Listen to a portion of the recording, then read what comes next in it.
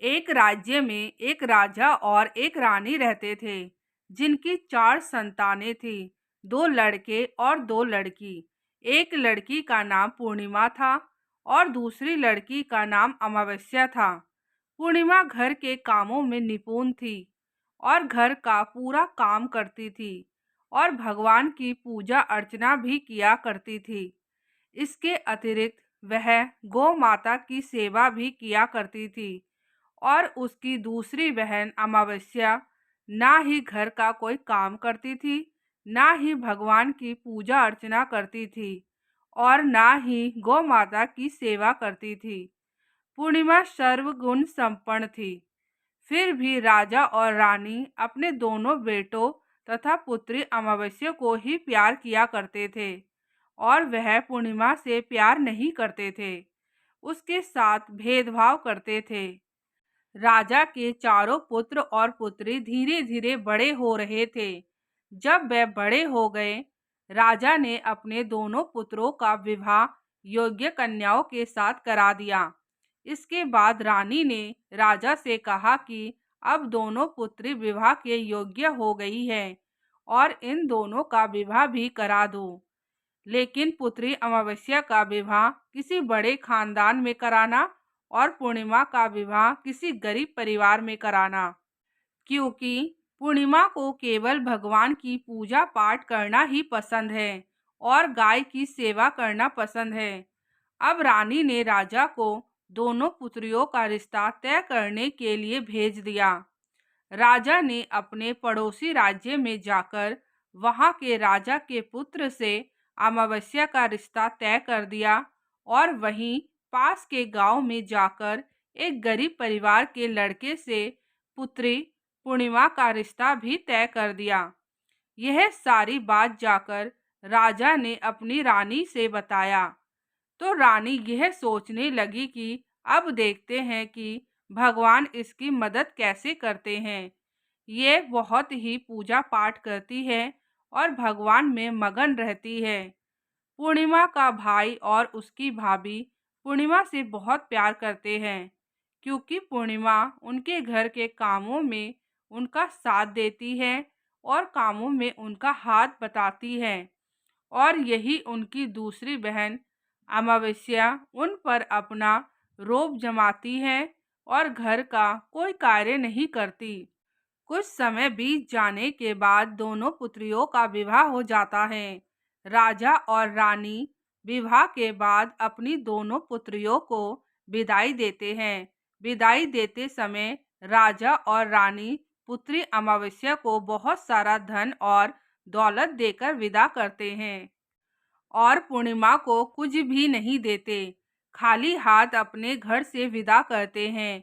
इसके बाद दोनों बहनें अपने अपने ससुराल चली जाती हैं। कुछ समय बीत जाता है और एक दिन अमावस्या अपने घर पर शिवजी की कथा रखती है, जिसमें वह सभी गांव वालों को निमंत्रण देती है और अपनी बहन पूर्णिमा को नहीं बुलाती। जब गांव की सभी औरतें अमावस्या के यहाँ जाती हैं, तो यह सब दृश्य पूर्णिमा अपने घर के दरवाजे के बाहर बैठकर देख रही होती है। तब वहां से गुजर रही औरतें पूर्णिमा से कहते हैं कि तुम्हारी बहन के यहाँ शिवजी की कथा रखी है, क्या तुम नहीं चलोगी? पूर्णिमा ने कहा, मुझे निमंत्रण नहीं आया है, मैं नहीं जा सकती। सभी गांव की औरतों ने पूर्णिमा से कहा, बुलाया नहीं तो क्या हुआ, भगवान शिव की कथा है, तुम हमारे साथ चलो।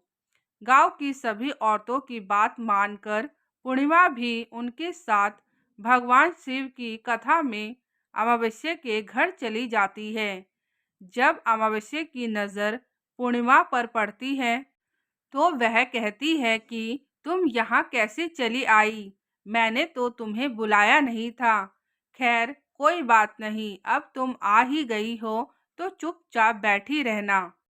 और यह कहते हुए अमावस्या पूर्णिमा की गरीबी का भी मजाक उड़ाया। पूर्णिमा की आंखों में आंसू आ गए और रोते रोते मन ही मन पूर्णिमा भगवान शिव से विनती करती है, हे भगवान, क्या पूजा पाठ करना गलत है? गौ माता की सेवा करना गलत है? आखिर मेरी गलती क्या है? आप मुझ पर अपनी कृपा दृष्टि कब बनाएंगे? पूर्णिमा बार बार भगवान शिव से यही कहती रहती। इतने में शिव कथा पूरी हो जाती है और अमावस्या भगवान का प्रसाद बांटने लगती है। वह सभी लोगों को प्रसाद देती है, लेकिन पूर्णिमा को वह प्रसाद नहीं देती। पूर्णिमा बिना प्रसाद के ही अपने घर लौट जाती है। रास्ते में वह ये सोचते हुए चलती है कि यदि बच्चे उससे कथा का प्रसाद मांगेंगे तो वह उन्हें क्या जवाब देंगी। उसने सोचा था कि वह अपने मायके, अपने भाई और भाभीियों के यहाँ जाएगी और वहाँ जाते हुए वहाँ बच्चों के लिए कुछ लेकर आएगी। ऐसा सोचते हुए वहाँ अपने घर वापस लौट आई। घर वापस लौटकर आने के बाद वह अपने पति और बच्चों से कहती है कि वह अपने मायके जा रही है। पति ने कहा ठीक है और कुछ समय के बाद पूर्णिमा अपने मायके के लिए रवाना हो जाती है। चलते चलते रास्ते में एक चबूतरा आया जिस पर तुलसी का पौधा लगा था। उस चबूतरे पर एक बूढ़ी अम्मा बैठी हुई थी। वह कोई और नहीं, साक्षात तुलसी माँ थी। उस बूढ़ी माता ने पूर्णिमा से कहा, बिटिया तुम कौन हो और कहाँ जा रही हो? पूर्णिमा अपना परिचय देती है। परिचय देने के बाद बूढ़ी औरत ने पूर्णिमा से कहा कि यहाँ तुलसी का पौधा सूख रहा है, इसमें थोड़ा सा पानी डाल दो और इस चबूतरे की साफ सफाई कर दो, जिससे मुझे थोड़ी ठंडक मिलेगी। पूर्णिमा ने कहा कि ठीक है माँ, मैं तुलसी में पानी डाल देती हूँ और यहाँ की साफ सफाई भी कर देती हूँ। पूर्णिमा ने साफ सफाई करने के बाद बूढ़ी अम्मा की भी सेवा की, उनके पैर दबाए और बूढ़ी अम्मा से कहा, माँ जी और बताइए मैं आपकी क्या सेवा करूं? और कोई काम है तो बता दीजिए, मैं कर दूंगी। बूढ़ी अम्मा ने कहा, कुछ नहीं, अब तुम जाओ और वापस आते समय मुझसे मिलते हुए जाना। पूर्णिमा ने बूढ़ी अम्मा से कहा, ठीक है अम्मा जी, मैं जाती हूँ। वापस आते वक्त आपसे मिलते हुए जाऊंगी। कुछ समय आगे चलने के बाद एक शिव मंदिर आया। वहां पर उसे एक बूढ़े बाबा मिले जो मंदिर के बाहर बैठे हुए थे। वह कोई और नहीं, साक्षात भोलेनाथ थे। उन्होंने पूर्णिमा से कहा कि कहाँ जा रही हो बेटी, तुम कौन हो? तब पूर्णिमा ने अपना परिचय दिया। फिर उस बूढ़े बाबा ने पूर्णिमा से कहा, इस चबूतरे की और इस मंदिर की सफाई कर दो। तब पूर्णिमा ने मंदिर की और चबूतरे की सफाई कर दी और वहां पर पूजा पाठ अर्चना भी की। और साफ सफाई पूजा अर्चना करने के बाद पूर्णिमा ने कहा, बाबा और कोई काम हो तो बताइए। तब बूढ़े बाबा ने कहा, नहीं बेटी, अब तुम जाओ और वापस आते वक्त मुझसे मिलते हुए जाना। पूर्णिमा ने कहा, ठीक है बाबा, मैं जाती हूँ, वापस आते हुए आपसे मिलते हुए जाऊंगी। और वहाँ अपने मायके के घर पहुँच जाती है। वहाँ पर पूर्णिमा के भाई और भाभी उसे देखकर बहुत खुश हो जाते हैं और वह पूर्णिमा की बहुत खातिरदारी करते हैं और उससे बहुत सारी बातें करते हैं। अब कुछ समय के बाद पूर्णिमा ने वापस अपने ससुराल जाने को कहा तो उसकी भाभी ने उसके लिए एक साड़ी दी और थैली में बच्चों के लिए कपड़े और खाने पीने की कुछ चीज़ें रख दी और कहा कि तुम बहुत दिनों के बाद आती हो।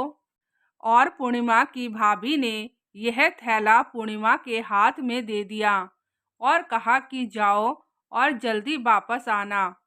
इसके बाद पूर्णिमा वहां से अपने ससुराल के लिए रवाना हो गई।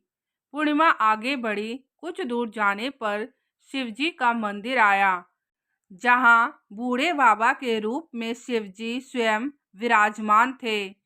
बूढ़े बाबा ने कहा, पूर्णिमा तुम वापस आ गई? पूर्णिमा ने कहा, हाँ बाबा, मैं वापस आ गई। बूढ़े बाबा ने भी पूर्णिमा को एक थैली दिया और कहा कि यह थैला तुम घर जाकर ही खोलना।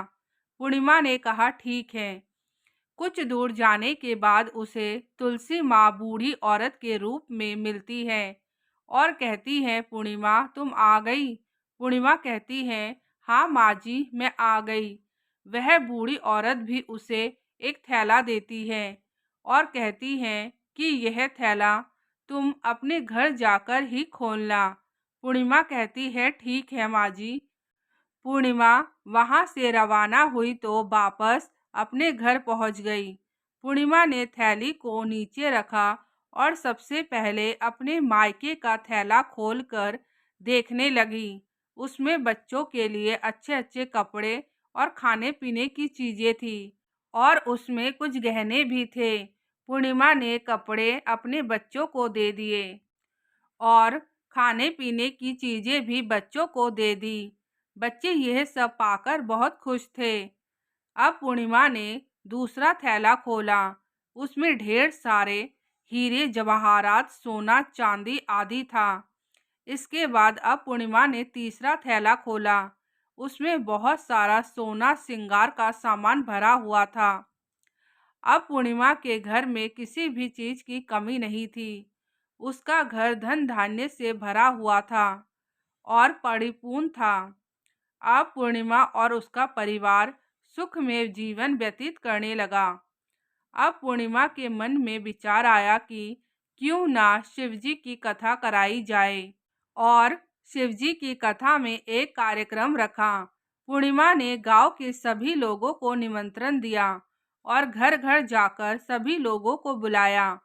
पूर्णिमा अपनी बहन अमावस्या के घर भी गई और अमावस्या को भी शिवजी की कथा के लिए उसने अपने घर पर बुलाया। जब अमावस्या पूर्णिमा के घर शिवजी की कथा में आई तो उसने देखा कि पूर्णिमा के घर में किसी भी चीज की कोई कमी नहीं है।